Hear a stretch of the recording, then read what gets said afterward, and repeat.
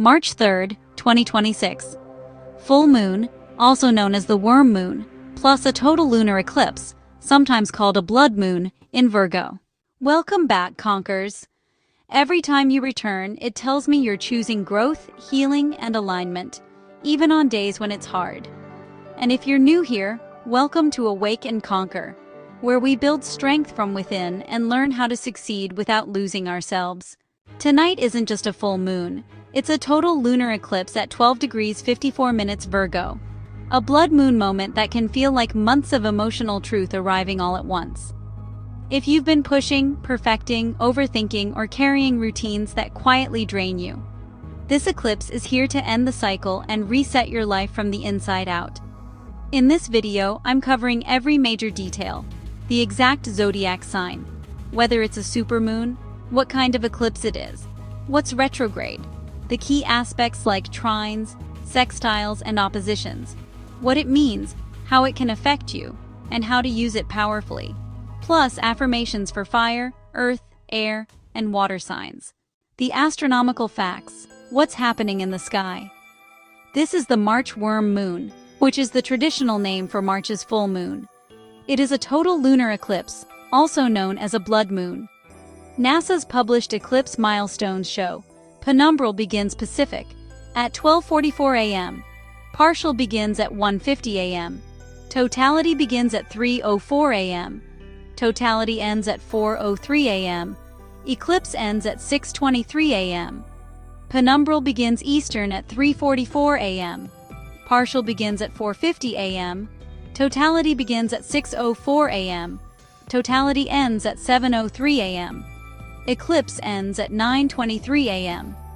For Central Time viewers, totality is roughly 5:04 a.m. to 6:03 a.m., with maximum eclipse near 5:33 a.m. Where it's visible, large parts of North America, Asia, and Australia can see at least some portion. Exact visibility varies by location. Is it a supermoon? No. This March 3rd full moon is not one of 2026's supermoons, per supermoon listings. The supermoon timing clusters elsewhere in the year. The astrology headline, let's break it down. We have a full moon plus a total lunar eclipse at 12 degrees 54 minutes Virgo, directly opposite the sun at 12 degrees 54 minutes Pisces. This eclipse is happening right on the Virgo-Pisces axis, which really emphasizes the tension between Virgo qualities, like health, habits, work, order, systems, boundaries, and discernment, and Pisces qualities such as surrender, spirituality, compassion, intuition, imagination, and release. There's also a node connection that brings a kind of karmic, fated feeling. The moon is conjunct the south node in Virgo, while the sun is conjunct the north node in Pisces. So, in plain language, this is a release and realign eclipse. It's about letting go of what you've outgrown, so you can move toward a more soulful path. Retrogrades, and yes, Mercury is retrograde during this eclipse cycle. It started on February 25th, 2026, and then goes direct on March 20th, 2026. So what does that mean during an eclipse? Well, you can expect a lot of revisions energy, revisiting conversations, correcting misunderstandings, repairing plans, and realizing what you actually meant or needed. Now, are there any other retrogrades active on March 3rd? Yup. Jupiter is retrograde in Cancer until March 10th, 2026. So, the vibe is review and recalibrate with Mercury, and rebuild faith or strategy from the inside out with Jupiter. Once Jupiter turns direct, you'll probably notice momentum really starting to pick up. Okay, so here are the key, repeated cross-sourced aspects tied to this eclipse chart. First up, we have the core eclipse geometry. This is the big one. The moon is in Virgo, directly opposite the sun in Pisces. Now, let's talk about a really supportive escape hatch aspect that helps with integration. The sun is trine Jupiter in Cancer, and the moon is sextile Jupiter in Cancer. The effect here? You get emotional insight that leads to practical improvement, protection through wiser choices, and honestly, just better outcomes when you simplify and nurture what matters most. Next, There's a big Mercury retrograde and Venus emphasis. Mercury retrograde is conjunct Venus in Pisces, and Mercury, which is also retrograde, is trine Jupiter, also retrograde, in Cancer. Mercury and Venus are sextile Uranus in Taurus. What does this mean? Well, old conversations about love, money, values, or even your spiritual direction might resurface. The truth might come out sideways, maybe through dreams, random memories, a message you didn't expect, or even an accidental confession. The Uranus sextile adds a breakthrough, like a new method, tool, routine, or boundary that just changes everything fast. Venus is also meeting Saturn and Neptune in the Aries zone this month, and this isn't really a casual vibe. It's more like dream versus reality, and desire versus responsibility. The effect? You're being asked to stop romanticizing what drains you, and instead, commit to what's real. And, about those squares and trines you asked for, the most central hardline is the eclipse opposition between Virgo and Pisces. The major supportive lines are the Jupiter trine and sextile pattern. This Virgo eclipse is basically a spotlight on systems and self-respect. So, what are the likely themes? Well, you might get some health wake-up calls. Things like sleep, hydration, stress, gut or immune signals and burnout patterns. Routines are going to be revealed too. What's actually working versus what's just keeping you busy. There's also a work or service recalibration happening. Maybe you're giving too much, undercharging, doing everything alone, or just letting chaos run your schedule. And perfectionism release is a big one here. The Virgo South Node can expose that I must control it all to be safe pattern so you can finally drop it. One important note about eclipse timing. Eclipses can hit as an immediate moment of truth, but they can also unfold slowly across weeks or even months, often up to about 6 months. So, don't force instant answers. Let the story reveal itself. Here's how to work with this eclipse, Virgo style. First, choose just one system to fix. Not your entire life, just one.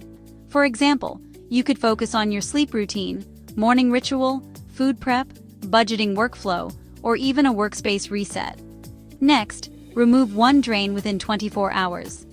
That could be one commitment, one habit, one relationship pattern, one subscription, or even just one I should.